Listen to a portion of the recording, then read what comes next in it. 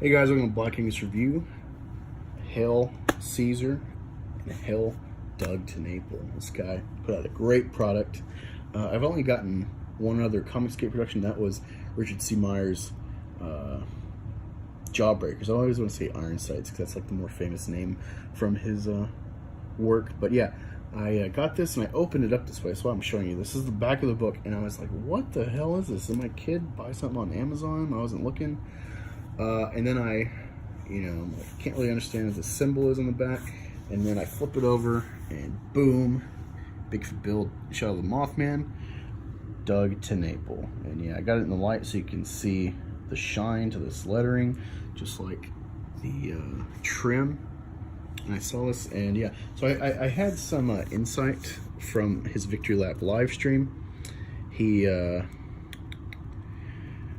went to a yearbook company, I think, to print this.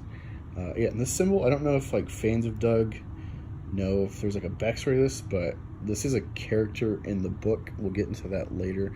But yeah, I'm just showing you the trim of this. It just, man, I'm just blown away. Yeah, and with Richard Myers' work, it was fun, but I haven't even finished the story months after buying it because and receiving it, because it takes a weird turn. I can't get back to reading it. I will at some point, and maybe tell you which story is actually better having completed it. But only one complaint in this book I have as far as the story, and I'm excited for future products from Doug, and we'll get into that as well at the towards the end of this. But I want to show you the extras that the flat rate initial purchase comes with. So you get this low carb patch. Again, I haven't followed Doug much on YouTube, so I don't know the backstory to this idea.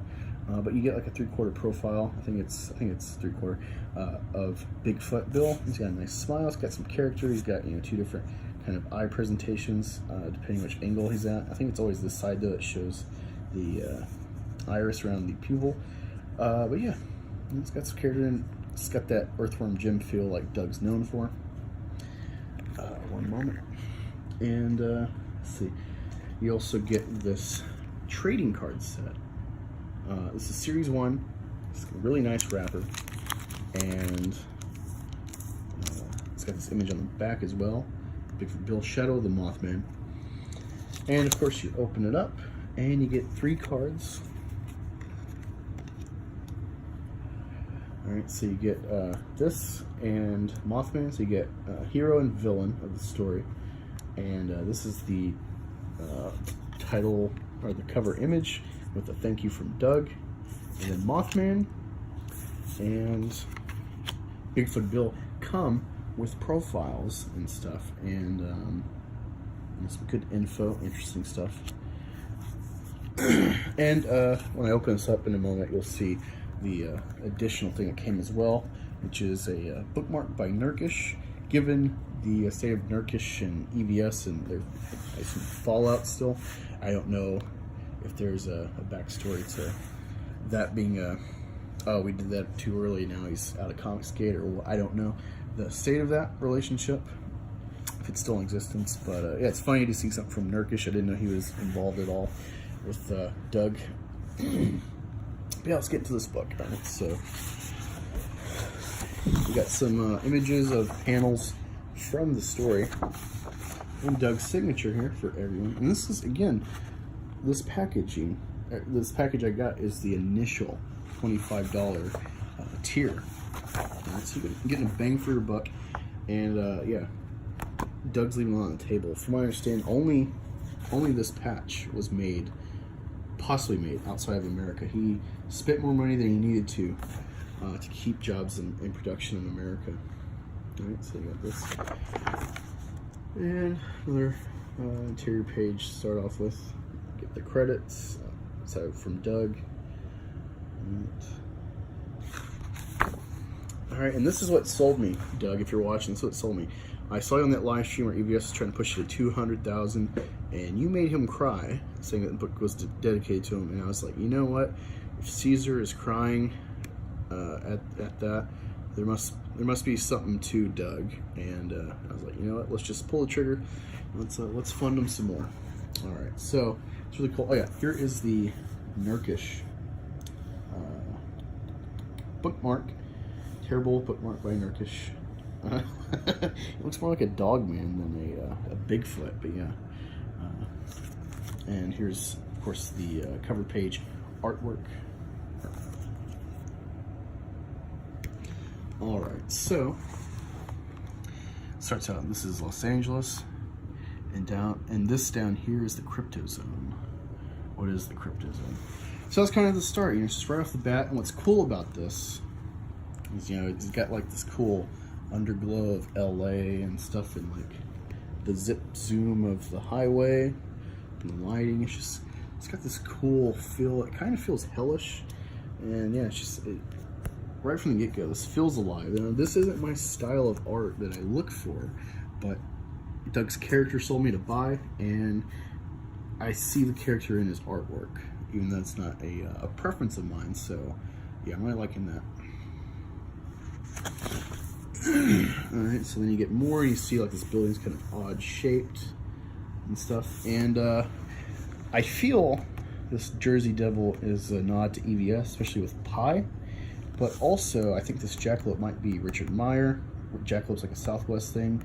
And I don't know if any other comic skaters have been called jackalope or whatnot. But yeah, Cryptozone's kind of this cool idea. And what's cool with Doug doing this is he's made up a government entity, and therefore he's not bound by any realism besides just what you would expect human nature to be, and maybe some sort of chain of command. But he's created his own agency that goes along with this kind of these fictitious creatures, and so it opens a lot up for believability. Kind of like Hellboy with the BPRD or whatnot, Bureau of Paranormal Research Department or whatever. Yeah, it feels believable, and so it takes away something else that could knock this story down a peg. So right from the get-go, the premise really, the motivation is this character, Bigfoot Bill, realizes he is not alone, and his parents aren't gone, so he's out to escape. And so this is kind of a jailbreak story. But the problem is, Bill is kind of a doofus. He's, I think, like 17 or 14 mentally. He's a young Bigfoot. So, he's a big guy, can handle himself pretty well physically, but he's kind of naive and loopy, to say the least, and enjoys the simple things. He just wants to be free, but, and what's also cool, so I'll just flip through here really quick, what's cool is, I don't know how to explain it artistically, but you see this panel here, and it feels, he's got really good dimension to it. So it feels like Bill's coming at you like this, it's a cool style. I like this angle. It just makes you feel a little ajar, like in films when they tilt the camera to kind of go with that effect. So that's really cool. And of course, Bill gets captured, and there's like quirky characters. I never figured out who this Splat guy is, but he reminds me of he's a Blob type character. Maybe Doug's a big Blob fan, or he likes Monsters vs. Aliens. I like that movie, so I'm not sure. But yeah, here again you see these kind of cool moments of action and depth. And another cool thing is Bigfoots, I guess, have a it says it actually here on the card. Let me find it. All right.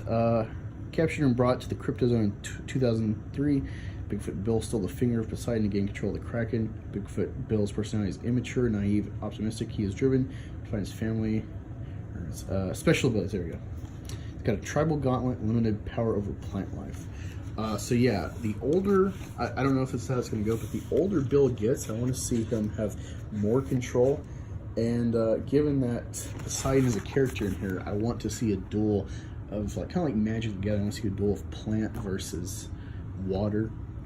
I know it's not quite a direct translation from Magic, but all those games are Yu-Gi-Oh, Pokemon. They always have elements that have pros and cons. So I'm hoping there's a build up here. I want to see this continue, at least a 3-part story. And this right here is my complaint. All right, so we meet this guy. Can't remember his name right now. Maybe I'll come across it in a moment. Beckner. All right. So this is our lovable loser character. He works in this agency, but as you see going through the story, he is not only inept with women and bashful and needs a push. Doesn't know what to do around the ladies, which is relatable, I think, for a lot of us comic readers. Luckily, I got married and have kids, but it wasn't from having game.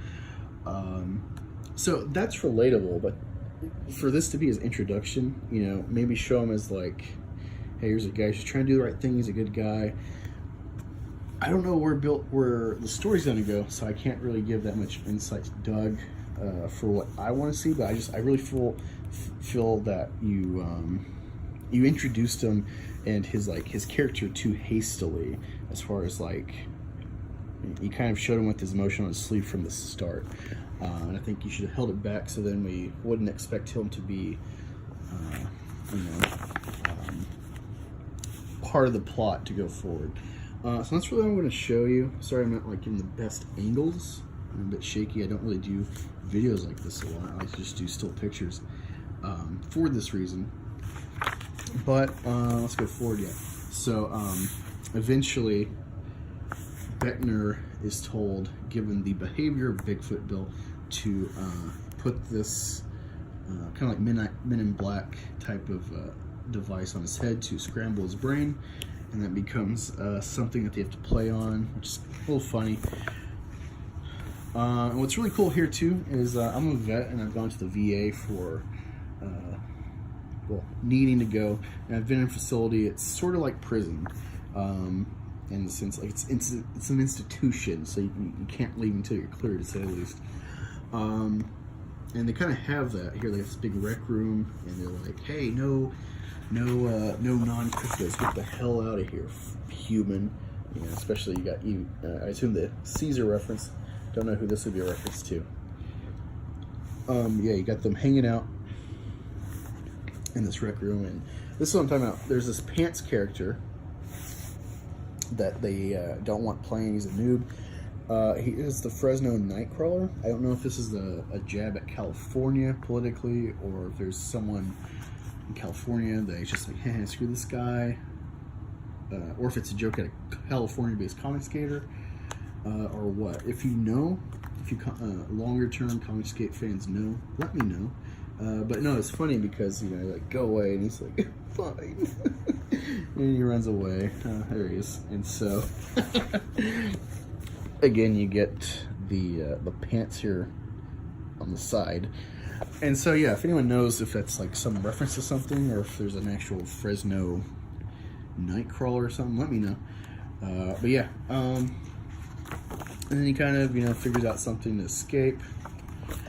And Poseidon ends up being in here, and he has the Kraken. I don't know why they keep them locked up together.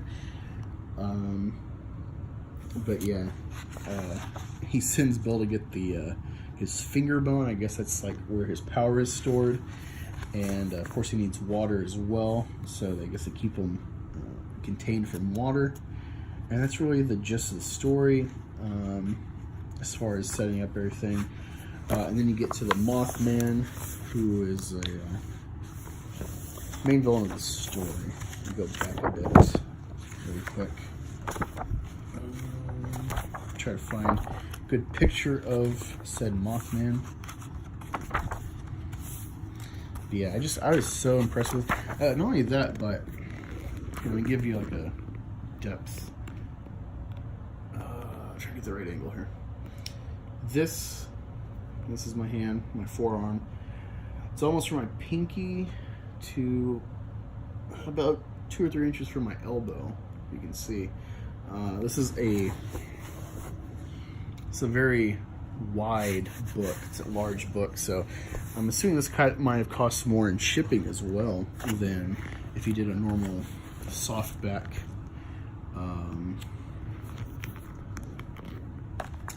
production. Last thing, so I don't want to give away too much, but I want to show y'all the here he is. This is the Mothman as the character of concern. He does this eye thing to induce fear. He feeds off of fear. That's kind of a cool premise. I think it's played really well, and that's all I'm going to show. I don't want to give away too much of this book, but yeah, it looks great. It is great. It set the standard for Comicsgate products. This is what the top tier productions look like, in my opinion, or better. You know, there's always room for improvement that we don't realize. Maybe leather hardcover. I don't know. But yeah, this, you know, just like this is made with a yearbook company, so this is made to last long term. I definitely want to see people cover the eBay resale pricing on this in the future. See the value it retains. So it's well beyond value of 25 bucks. Luckily, he let us get this though at 25 bucks. So thank you, Doug, for a great production.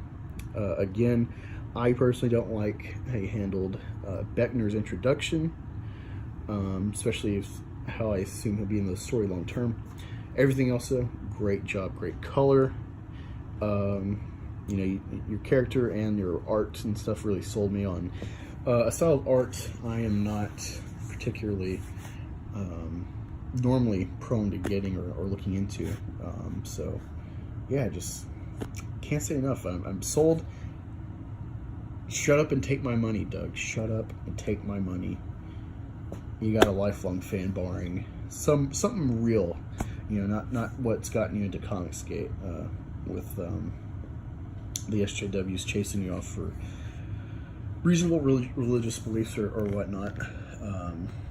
Yeah, you got me as a lifelong customer, barring something really dumb, you know. Thanks again, Doug, and yeah, go sub to Doug TenNapel. Go follow what's to come. Keep informed. Back opening day when you can. I'm Black Angus. Have a great night, and do all the stuff that goes with my my normal outro that's coming up. If you enjoyed this video, be sure to like, share, subscribe, and hit the notification bell. If you'd like to support this channel, consider becoming a patron or buying store merch from the Teespring store. Don't forget to check out the growing list of friends in the Fandom Collective in the description below, and follow me on Twitter @AngusReviews. See you there.